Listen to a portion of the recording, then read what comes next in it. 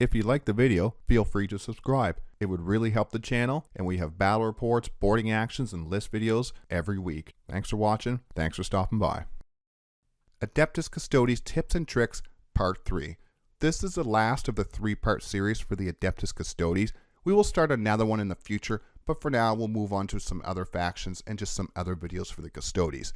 The next for the Custodes is the deployment guide, with Part 1 out early next week. I do also want to start a Custodes versus particular faction guides soon as well. For Part 3, the tips and tricks are: our infantry shooting can be very deadly, tactical or fixed, what about our dreadnoughts, plan for future turns, when is our go turn, top unit combinations, how to beat shooting armies, how to use rapid ingress, how to avoid fights first, and practice with the bad units. Don't forget our ranged attacks.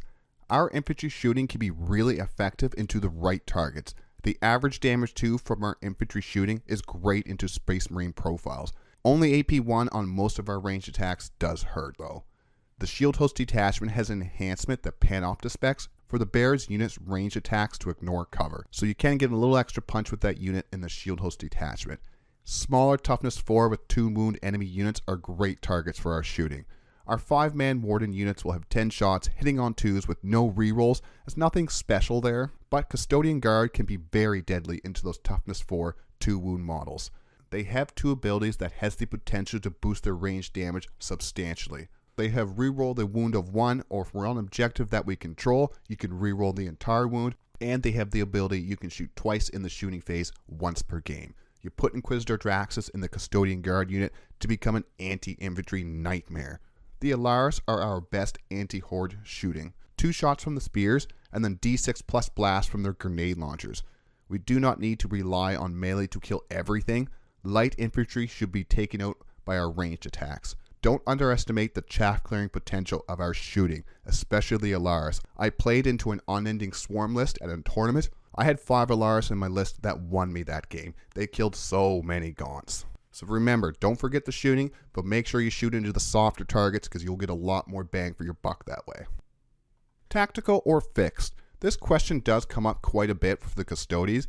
I prefer tactical. They add a bit of random to the game. Custodes can be weak at scoring secondary points with tactical if they do not bring the proper amount of utility units though. They can be average to good at tactical if we bring the right units, as long as we set up for future draws while not sacrificing primary scoring. Fixed can work as well. With our small unit count with average movement 6, it can be easy to block us off from scoring our fixed secondaries though.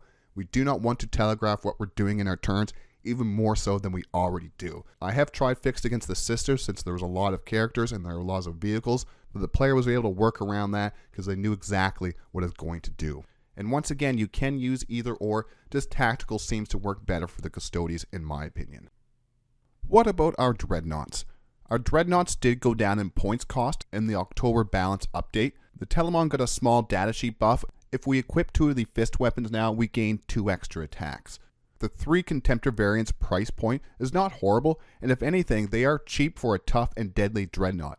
It is the movement that kills these Dreadnoughts. The movement of 6 is really hard to work with on a vehicle. They have to go around ruins instead of just smashing right through them like in infantry units. So movement 6, going around ruins, going around terrain, it just really makes these things really slow. There's no way to advance and charge them either, so they're just slow Dreadnoughts. The Telemon has better movement, it's overall tougher, and with good melee threat, the Telemon is a usable frontline bruiser. It's still quite expensive at 215 points, but it is usable. If this thing does go down by a few more points, I can see this being used in a lot more lists. So in the end, what about our Dreads? Either the Contemptors are too slow, or the Telemon is still a bit too pricey for what it does. It does hit a lot harder now, it is a lot more useful now if you take those 2 fists, but I still think it's a bit too expensive. Plan for future turns.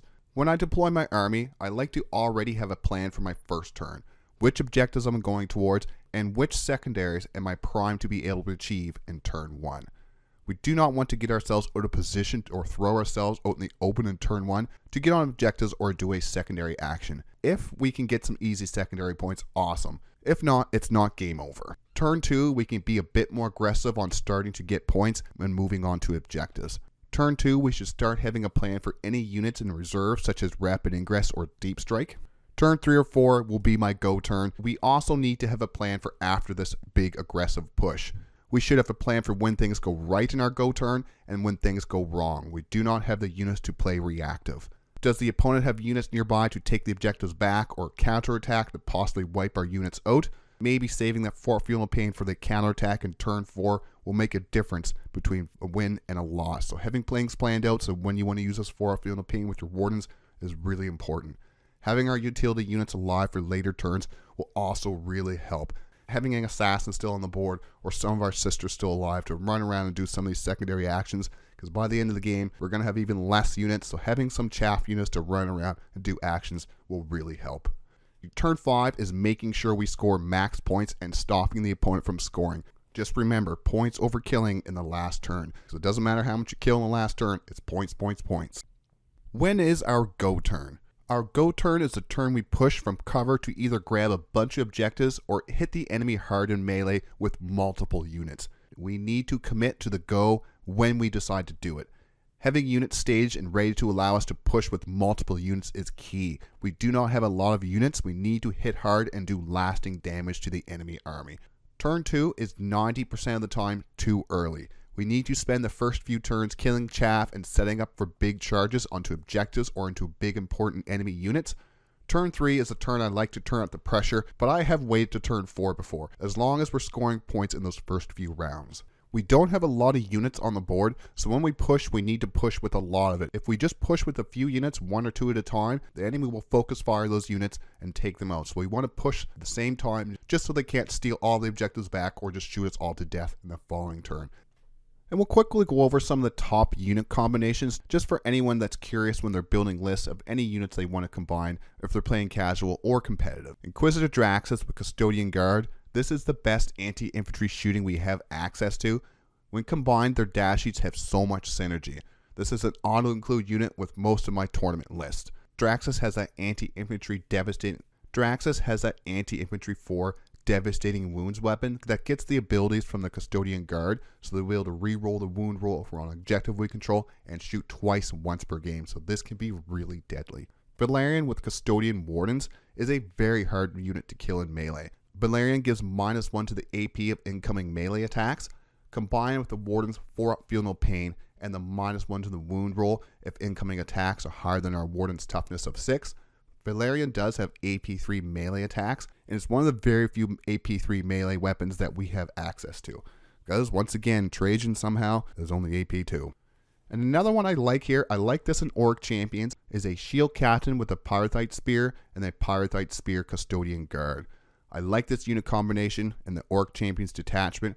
The Orc Champions Detachment rule, Assemblage of Might, can give the Melta Spears +1 to the wound roll against that specific target. The Custodian Guard with the Melta Spears do not have the Shoot Twice ability.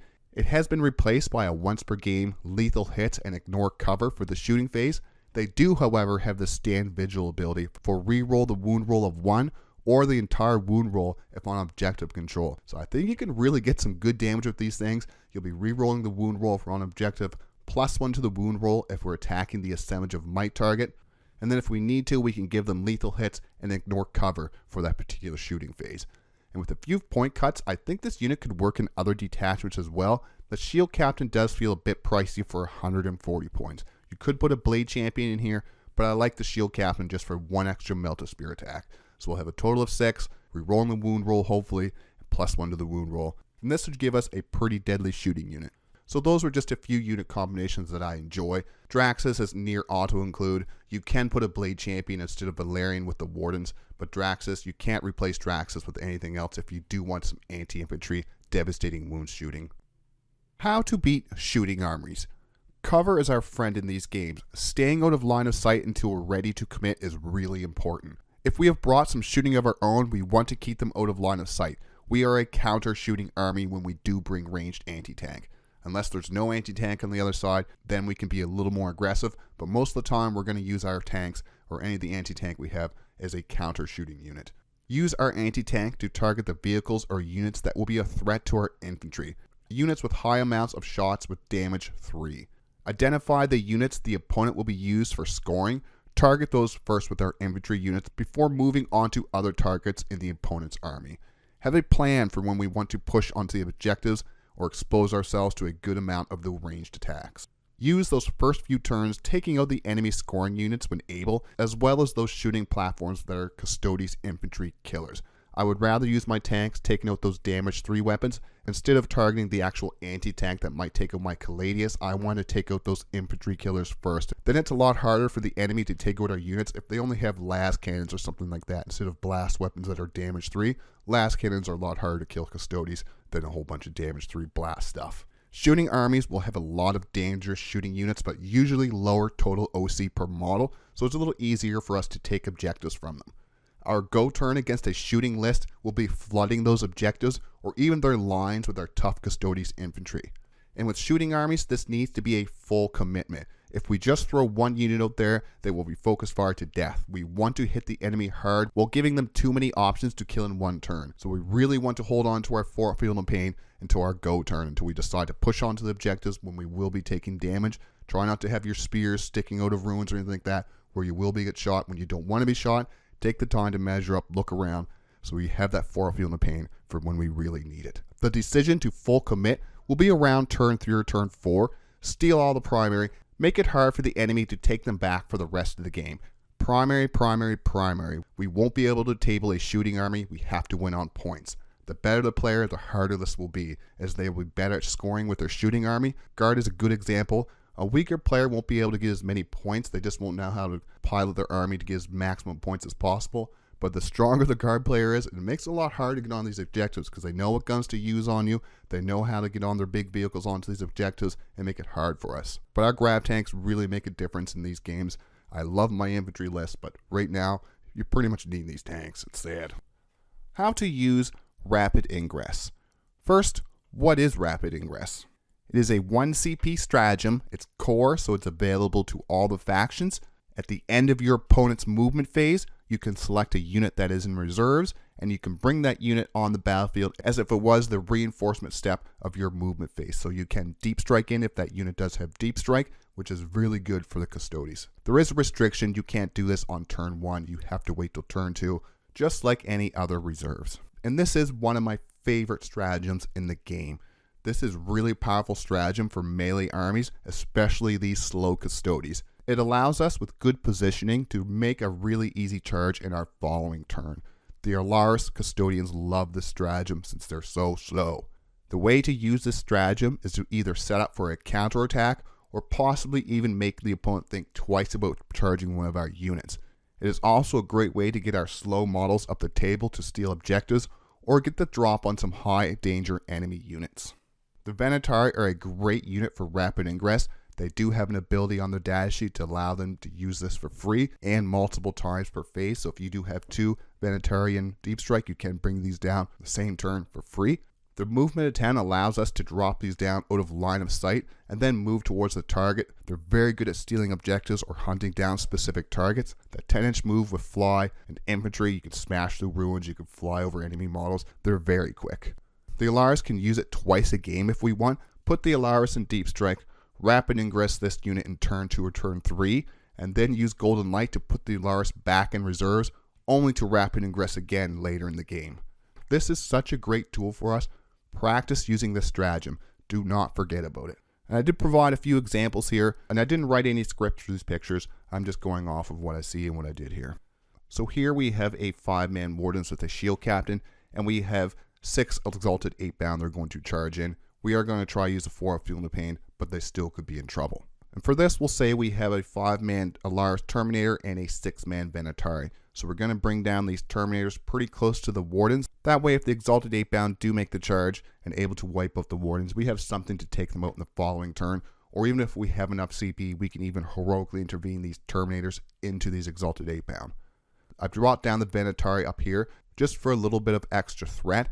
If the Terminators are able to take out the Exalted 8-bound or the Wardens take that beating, we can then move to the right there and start pushing the enemy home objective. Because now we have 6 Venatari close enough to charge the Exalted 8-bound if we need to on our turn, or even that Knight, but definitely we can move on and charge those berserkers. So in this way, we're using Rapid Ingress for two different things. One way to threaten those Exalted 8-bound, and another way to start threatening these home objectives if the Exalted 8-bound get taken out by the Wardens. And you can do the same thing for a shooting army. Say these crisis suits moved over to get some line of sight on our Wardens. We can bring down the Venatari to put some threat onto those battle suits. Even if they are using Retaliation Cadre and they can do the fire and fade, they'll have to fade further back into their own deployment. They don't want to move closer to our Venatari, because now we have Venatari in our own home deployment, and we have Venatari up in that corner. So if they do try to move towards the objective, maybe to shoot our Wardens and try to fire and fade onto that center objective, we can plow into them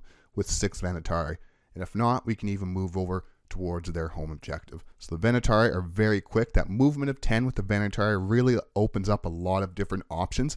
So this way you're not always stuck doing one thing. You can actually put a lot of threat on different objectives, different units. And with the Alars, the Rapid Ingress, you don't have to worry about them staying here. So for this one, if we did Rapid Ingress these Alars in to end up taking those Exalted 8-bound, we can then use Golden Light at the end of the next following opponent's turn to pick that unit up and do something else with it later on in the game. And once again, this is a topic that we will make a longer video on. I just want to show you guys some rough things you can do with this, just so you can have an idea what to do with your Venatari or even your other units you may have in Deep Strike and thinking about using Rapid Ingress with. How to avoid fights first. There's a surefire way to get around fights first. It does require another enemy unit close to that unit with fights first. In 10th edition, we can pile into enemy units even if they were not the charge target, as long as the other unit is the closest enemy model. So the way it works is you activate and then you pile in. So the unit that has fight first, you're already in your turn, you're already activating, so they cannot activate until you finish your activation. So you activate, pile into the fights first unit, chop them up real nice, and then they can swing at you. This is something that is easier once we see how it works. I have a video here with a few pictures. We'll go over that and I'll try to explain to you how it works. Hopefully these images will show it off a little better than me just talking through it. So we're going to charge the unit with the blue die beside it. The one below here is going to be a 10-man Berserker unit with a Master of Executions. We'll just say there's no CP for Heroic Intervention or anything like that just to mess it up, because they can heroically intervene into you, and if they have fight first, they will get to fights first. But for this one, we'll just say there's no CP and how you can avoid fights first. So what we're going to do is we're going to charge the Berserker unit, the one with the blue die. We want a pretty low charge here, just so we don't have to base to base a lot of our units here. And with that low charge, we only have to base a few of these. It allows us to move closer to both of these units. And now a lot of our Custodian Wardens and the Blade Champion are actually closer to that Master of Execution's Berserker unit. And in 10th edition, you can pile into the closest enemy model, even if you haven't declared them as a charge. So we're going to pile in to the Berserkers with the Master of Executions. And the way 10th works is you activate, pile in, and then you do what you're going to do. And since there's still our activation, since we piled in, that Berserker unit with the Master of Executions cannot use fights first, since we have to finish our activation before they can activate. So now we can activate. We have to put those 2 units that are base to base with that Berserker unit with the blue die, but everything else that is base to base with the Berserker unit with the Master of Executions can swing into them. And that's how you avoid fights first. And like I said, you do have to have 2 units to do this, so you can charge that enemy that doesn't have fights first and then pile into that fights first unit. You activate, pile in, and then do your attacks, so they would not get to use their fights first before you end your activation. I'll throw up a video here as well showing the same thing. You want a low charge, charge into your targeted unit, and then be close enough to that enemy unit that fights first that you actually pile into them, since they are the closest enemy model. Once again, you can only do that if there's 2 units. If you charge that unit fight first, they're still going to get fights first on you. You need to be able to activate and pile into them before that fights first unit can activate. And that's what makes Heroic Intervention so strong, because they can heroically intervene into you, and if they do have fights first, and since it is your turn, they would get to activate first if they have fights first. So we do have to watch out for units who can heroically intervene and also have that fights first ability. And the last tip, practice with bad units. Don't always play with the meta units slamming down 3 units of Wardens every single game that you play, especially in casual games. Take that as your chance to play some of the bad units, because GW is always changing the points, always changing a few things. Some of these bad units could become good units, so that way you already have a grasp of what they can do. You're not going to a competitive game or a tournament bringing units that are now good units, but you have no experience with them. Right now, I'm using some of the Dreadnoughts in my games. That way, if they do get a movement increase, I already have a good idea what I can do with this unit, what they can take out, how much damage they can take, and such things like that. The same can be said about the Virtus Praetors and a few of the other units that we have that are a little bit underperforming, but try them out and see how they work. I have used every unit in the Codex and most of the Forge World units. I proxy any that I don't actually own myself, just to have a rough idea of what these units are capable of. It opens up a lot more units in casual games too. Instead of just having 1,000 points of Wardens and Blade Champions, bring some of these other units, have some fun, try out, see what they can do, just so you're not always stuck with Wardens, Blade Champions, and some Venatari. Mix it up, have fun, because it does get a bit boring, always bringing the same units over and over again. Let's finish with some final thoughts. I hope at least one or two of these tips were helpful. I had a lot of fun making this series. I will refine the series more as we go. I will release a Salamander's Firestorm Assault Force and World Eaters tips and tricks eventually. I am sorry if I did a poor job of explaining any of these tips. Feel free to throw it in the comments of anything you do not agree with or want a little bit more clarification on. These are all my opinion, nothing is set in stone. This will be the last tips and tricks for the Custodes until at least the new year. Deployment guides are next. Subscribe for weekly battle reports, list videos, boarding actions, and yes, those are still coming, we haven't forgot about them, and other Warhammer 40K content. Thanks for watching, thanks for stopping by.